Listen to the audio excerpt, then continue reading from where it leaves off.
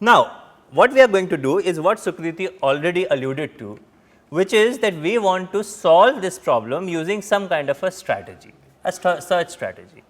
Now, the good thing is that there are many possible strategies here, and Sukriti mentioned only one of them, which is depth first search. And in fact, the first order of business that we have is to go over many search strategies and think about their strengths and weaknesses in the formulation that we have described. This is the first order of business. This will take our time today and probably part of the next class. And how do we evaluate how good a search strategy is? We will evaluate based on these 5 problem characteristics. One is completeness, one is time complexity, space complexity, another is optimality, and one is systematicity. So, let us quickly go over them.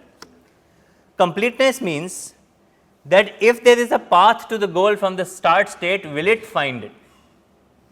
There may be many paths, we are only interested in one of them.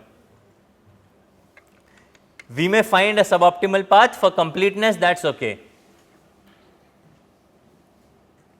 But if a path exists, our algorithm should finally be able to find any one of them, and that is the notion of completeness. Fair enough? Time complexity you understand, space complexity you understand. We can say time complexity is number of nodes expanded or number of nodes generated. Space complexity is total number of nodes that I am storing in my memory, right. Notice I am saying nodes and not states, because we are in search nodes. We will now be looking at search nodes as opposed to world states, because a world state could come in many times. Now, in order to compute time complexity and space complexity, we will use 3 letters, 3 symbols, B, D and M. Okay. B is the maximum branching factor of the search tree. For 4 queens or n queens, it may be n, and for n puzzle, it may be 4. Okay. So, B is the branching factor.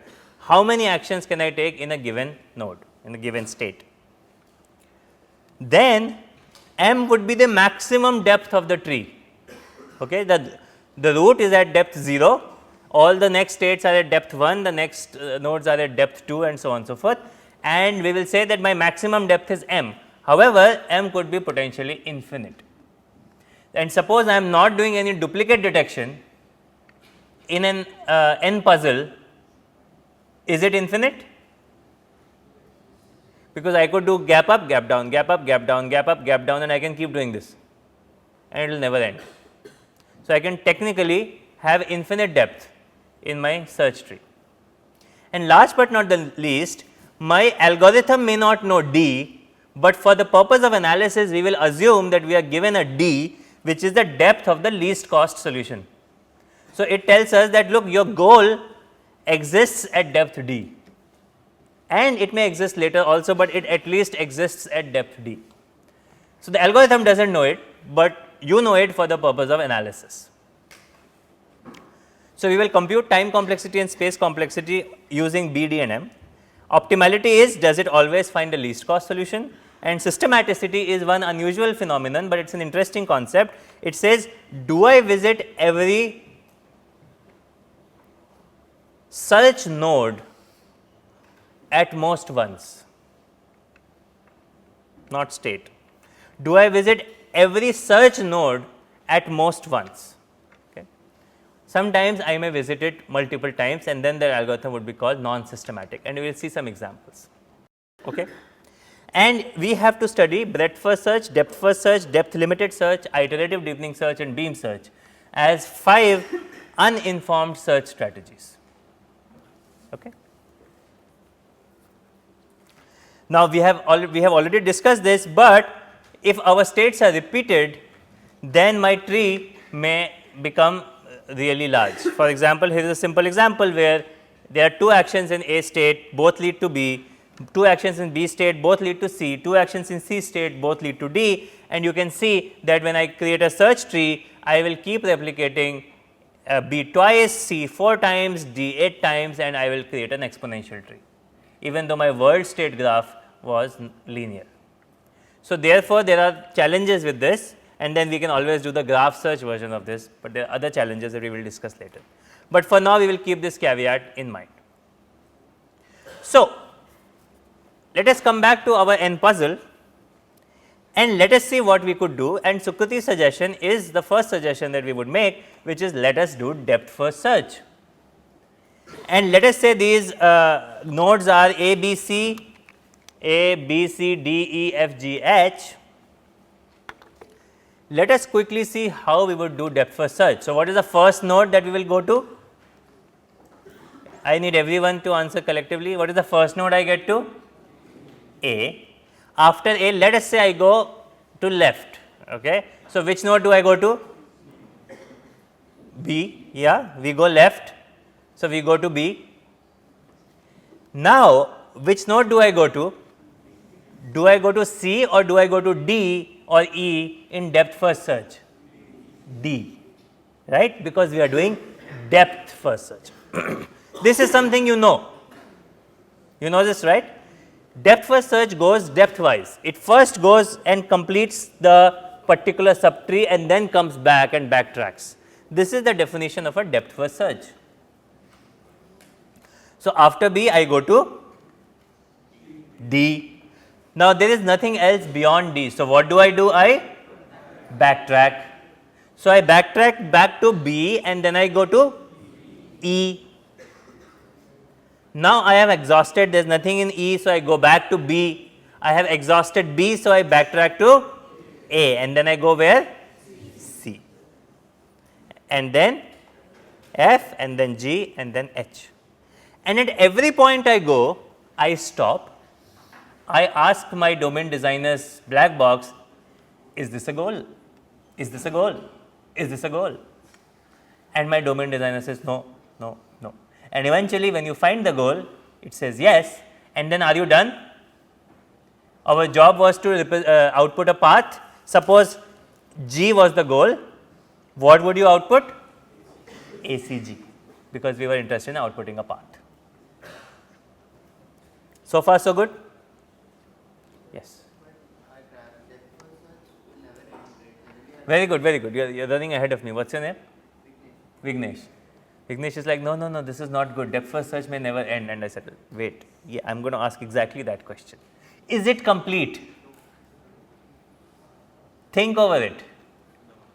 If there is a path to the goal, will it always find it?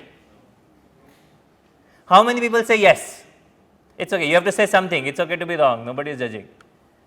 Think about it. How many people say that it is always going to find if there is a path to the goal? 1, 2, 3, 4, 5, 6, 7, 8, 9, 10, 11. How many people think it will not find a path to the goal even if one exists? In a class of 150, we are at a 9 versus 13 or 14. Come on, guys. You can do better. Okay, I am going to ask more such silly questions. I hope more hands get raised. Otherwise, I will pick on someone who is not raising their hand. Okay. Why would it not be complete? No, wait. Well, Vignesh should answer. Why would it not be complete? If the depth is infinite, okay, so let us take an example. We never return back from D, let us say, okay. The goal is G, but we never return from D because that subtree never ends. If that subtree never ends, will we ever find the goal? No. So, what if my search tree was finite? Then is it complete? Then it is complete. Very good. So, it is not complete because my depth can be infinite. Okay, what is the space complexity? We have to answer it in terms of time complexity. We have to answer it in terms of B, D and M. B, D and M. So, intuitively what is happening? How many nodes might I have under depth 0? 1. How many nodes might I have in depth 1? B, right, because I may have up to B nodes. How many nodes might I have in depth 2? B square. Okay, so, first of all notice the exponential characteristic of this. I may end up expanding many nodes as I go one depth further. Okay, one thing. Now, suppose my goal is at a low depth am I guaranteed that I will not be searching beyond that depth?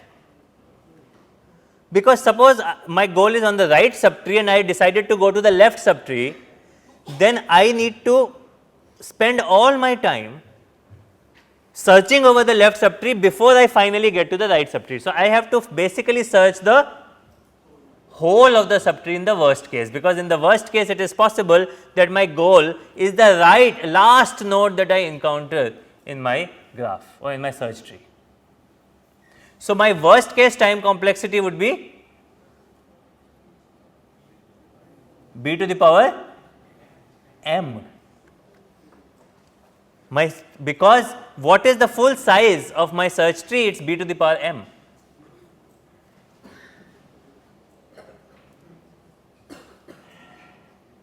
So, this does not look very good, does it?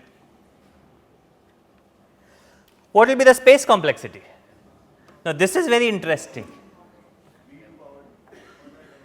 All right. So, let us have people. Why don't you raise your hands? Do some physical work. Yes, the person in the blue and red. Yes, what is your name? Naman. Naman says order M. Okay. Let us keep thinking about it. You might be right. Any other suggestion?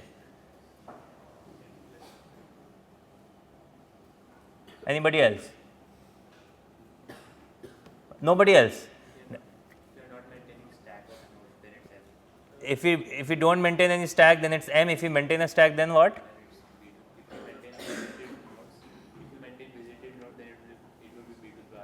If you maintain visited nodes, so for full duplicate detection or for what?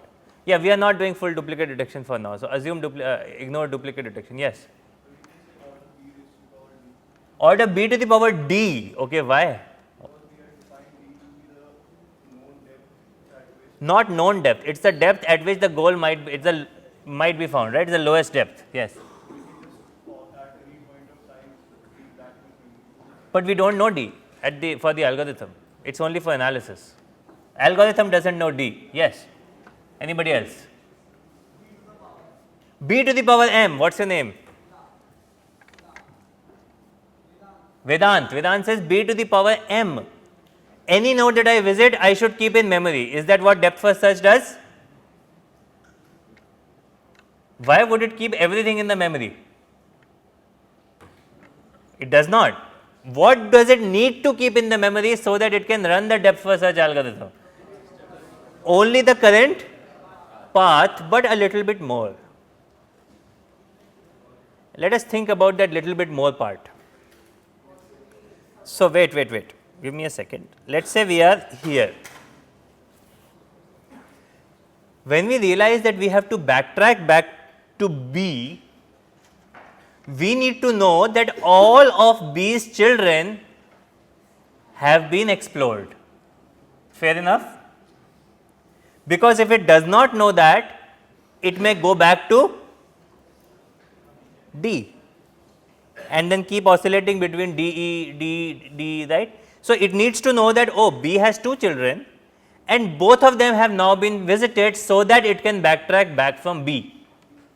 So, at every node in the path so far, I need to maintain all the children and whether they have been explored or not explored, or visited or not visited. Does that make sense? Similarly, when I go back to A, then I need to know that A should say, look, I have 2 children B and C, and B has been visited, let us go to C. So, therefore, how much space do I need to keep? What is my maximum length of the path? M. And for each node I have to keep how many children in the worst case? B. So, my space complexity becomes order Bm.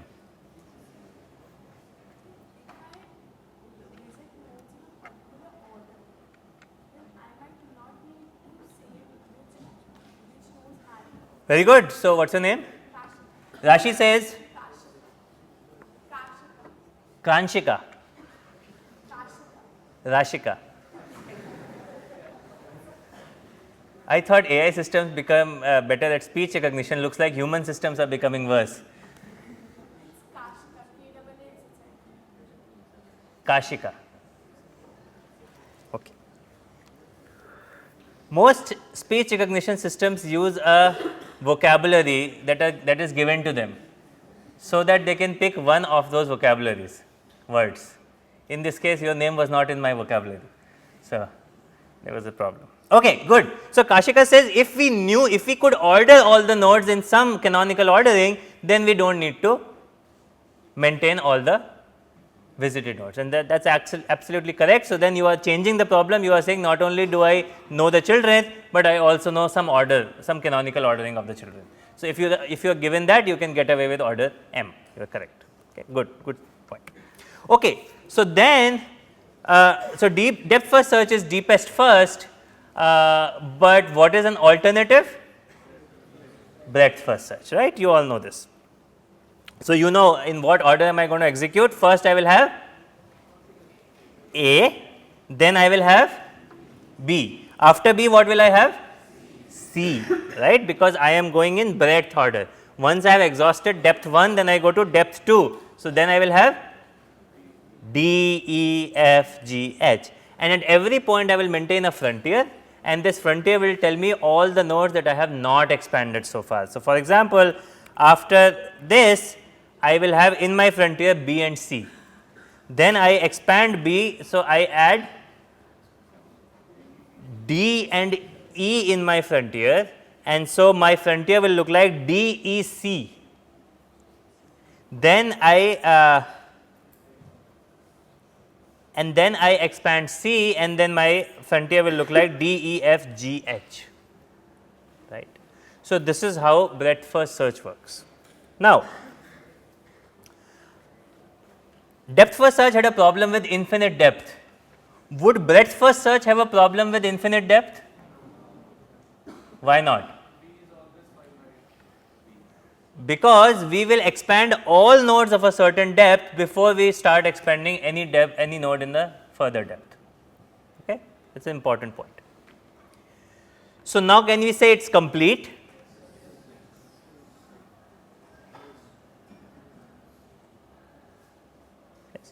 Yes, we will say it is complete because we will assume that B will be finite. Now, in most of AI, we are going to assume B is finite, because if B is infinite, we can't even go beyond first step in a search mechanism.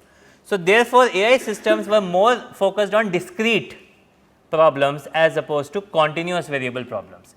All the general principles apply, but the specifics become very different. So, therefore, we will for most part in the AI course will deal with discrete state spaces, and we will assume B is finite. Time complexity. Okay, so, now time complexity earlier was B to the M, because we said in the worst case we may have to expand up to depth M. Now, here what is the maximum depth we may have to expand until? D, right. So, we will have time complexity B to the D.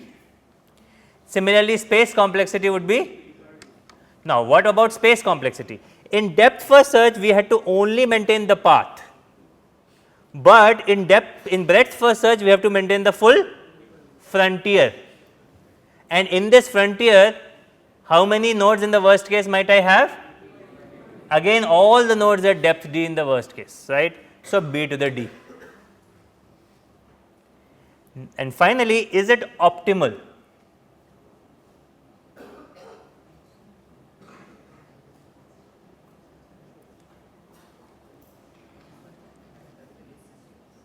See, we did not ask you the optimality question in depth first search, because if it is not even complete, then obviously it is not optimal, but now we can ask the question.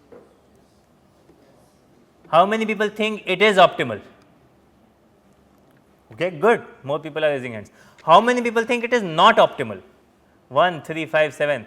Why not? Person in the blue shirt. What's your name? Harish. Yes, Harsh. Why not?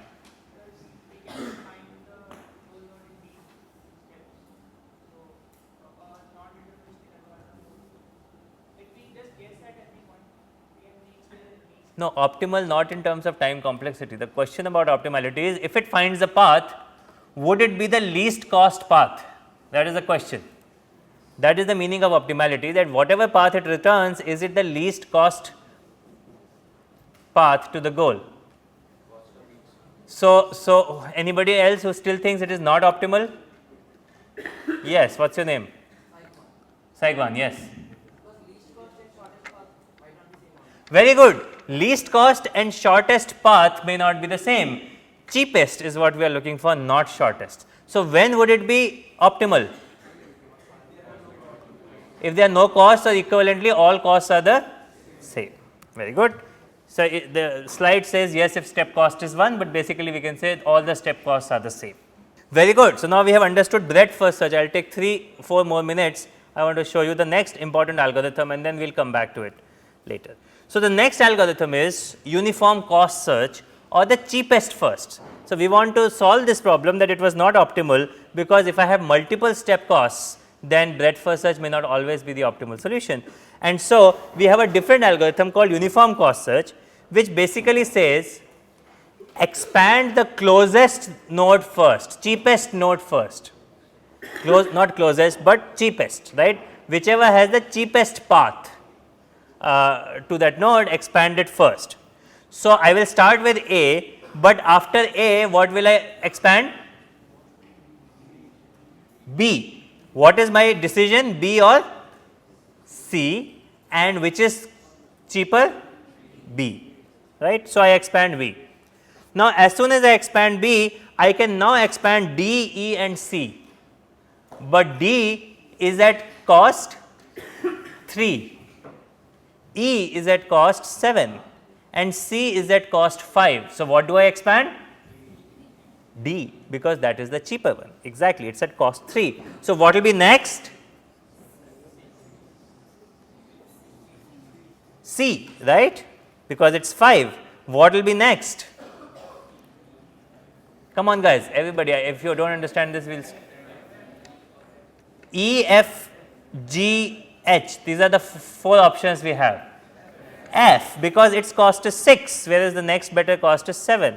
So, we expand F next, then E, then G and then H. Okay. Is this complete?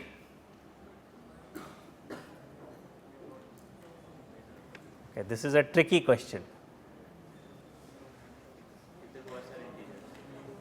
The costs are integers. Okay, so yes and no. So, the only thing you need to ensure that costs are not 0, because if the costs are 0, then I may keep adding many infinite 0 cost edges and then I may get to non-completeness. So, that is a tricky subtle point, but as long as costs are positive, by the way costs are positive in all this discussion, and in fact negative costs create even more trouble. We will come back to that, or you will get that question in the exam. So, negative costs are actually more complicated, you think about why, we will discuss later. Time complexity, now this will be tricky for you. So, I will not ask you to come up with it, but let us say my lowest cost, the lowest cost is epsilon and my cost, the optimal cost is C star, then you can prove that your time complexity would be order b to the power C star by epsilon. Similarly, for space complexity, and this one is optimal even for non equal costs. So, before I stop, I want to show you 2 videos. These videos will give you a quick understanding about how depth first search and breadth first search work. So, this is how depth first search works. It starts from the start state, and let us say this is the goal it has to go, and it is taking some random action, it has no information about where the goal is. So, it has started from here, it needs to go here. So, it keeps searching and it keeps searching, and when it can't find anything, it backtracks. As you can see, somewhere it backtracks, like for example, it reaches this particular hole, it does not know what to do. So, it starts to backtrack and it keeps going and going and going. And now notice that even for this simple problem, M is pretty high, the maximum depth is pretty high of the search tree. So, therefore, if it has made a wrong decision for the then it will find very hard to come back and find a path that can reach that particular goal, right. This is how depth first search is working. It just makes some random call and says I am going to go there, and now I can go somewhere else, I am going to go somewhere else, and it keeps doing it, then it can't go anywhere else, and it keeps backtracking, and then it goes somewhere else, and it keeps doing that. So, can you guess what is going to happen here? Is it going to find the path or not? Yes, because my search tree is finite, my M is finite, right. We are doing full duplicate detection here. But oh, it found a way to go out of this hole. No, not yet. Now, also notice what this green shows. This green shows the path found so far. So, now it suddenly goes around it and it might find an alternative way to reach this place. And even if it finds it, what path would it output? This complicated path to reach the goal, and which is why we said if it finds an answer, it is not going to be optimal. And if you had an AI system returning that particular path to the goal state, you will say that the AI system is quite dumb. On the other hand, let us also run the uniform cost search algorithm. The uniform cost search algorithm goes in all directions. It maintains this yellow thing which is the frontier, and it keeps expanding in all directions. And when it finally converges, it will reach the optimal path. See, here uniform cost search and breadth first search are the same because all costs are the same, right.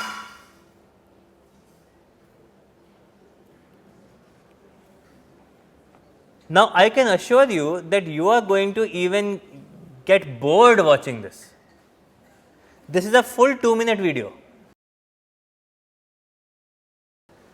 but it gives you an intuition about what breadth first search does and what depth first search does.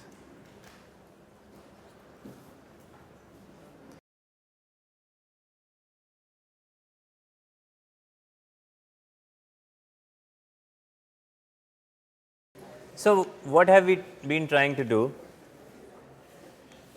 Our goal has been to solve pretty much every problem in the world, and of course, not every problem is possible. So, we are interested in solving every deterministic single agent problem in the world for now. Okay. And in that context, we try to define a general definition of a search problem, right. What is the general definition? I will be given a set of states, I will be given a set of operators or set of actions, and I will also be given a test which tells me whether it is a goal or not and a start state. But I will not enumerate all the state space for you.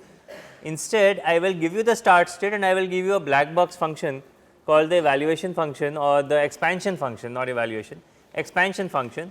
And given a state, if you give it this expansion function, it will tell me the next states you can reach from that particular state with the actions that are given in my system. Okay. And we discussed that if we are given such a problem, how would we solve such a problem? And we realized that this is nothing but a graph search kind of an algorithm in that is coming in like depth first search or breadth first search, and of course, you have all studied depth first search and breadth first search. So, I went over it too fast, but the main point is that in depth first search I take an action and I explore that subtree completely before I backtrack and get to the next action, right. So, if I made a bad move early on, then I will end up exploring a lot and possibly not get the right solution, the optimal solution. So, for example, we looked at this particular video where our goal is to go from the start state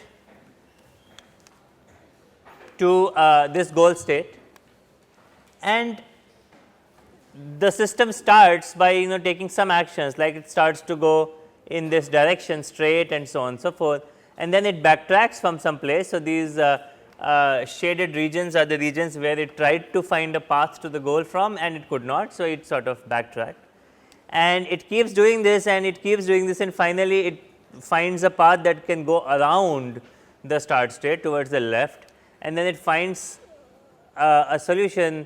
I have stopped the video just before it finds the solution. And notice that the path that it returns is this complicated path.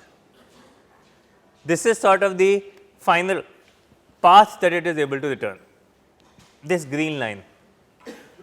And of course, that is highly dissatisfying, but there is one advantage of this, and the advantage of this is that it takes less space, although it may take a lot of time. Okay. On the other hand, we have breadth first search. Okay. and in breadth first search or uniform cost search, right. So, we also studied uniform cost search. This is an example of uniform cost search, which will end up being exactly equal to breadth first search, because all actions are equal, right. So, they are the same thing. So, you start with this start state and then you keep going, and at every point you have a fringe. Okay. The colors here, the red and the green and the yellow, they sort of tell you how far from the goal you are. And so, notice that all states which are one step away will have the same color, all states which are 10 steps away which will have the same color, all states which have 20 steps away will have the same color, and so on and so forth. And so, notice that it is going in all directions from the start state, and always looking at all the states that are possible in a certain fixed depth, because of which it keeps going from left to right to straight to whatever, all possibilities, and finally in the very end it finds a path.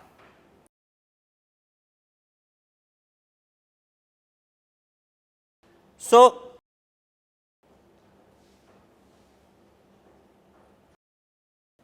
when you look at this, you realize that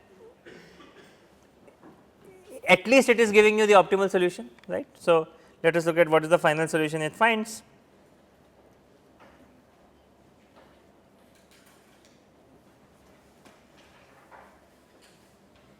It will basically find the optimal solution, right, and that is great, at least it will find the optimal solution. But what will it have to do? At any point in time, it will have to at least maintain the whole fringe, and that fringe will be exponential sized, b to the d sized, right. So, we also did some time complexity and space complexity computations, and we realized that for depth first search, the time complexity came out to be exponential in the maximum depth of the tree, but the space complexity came out to be only linear, or sort of b into m, right, b times m, where b is the branching factor and m is the maximum depth of the tree. On the other hand, for breadth first search, we found time complexity and space complexity both to be b to the power d, where d is the maximum is the depth at which the first goal is going to be found, right. And we also studied uniform cost search, and there was a slight confusion last time. We discussed that for 0 cost edges, uniform cost search will not terminate, but that is not full story.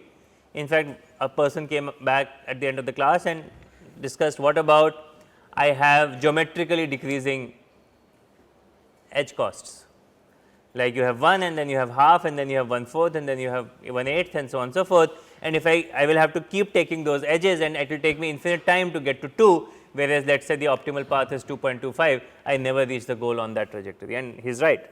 So, therefore, uniform cost search, we typically say that there should be a minimum cost in the system, and the minimum cost should be positive.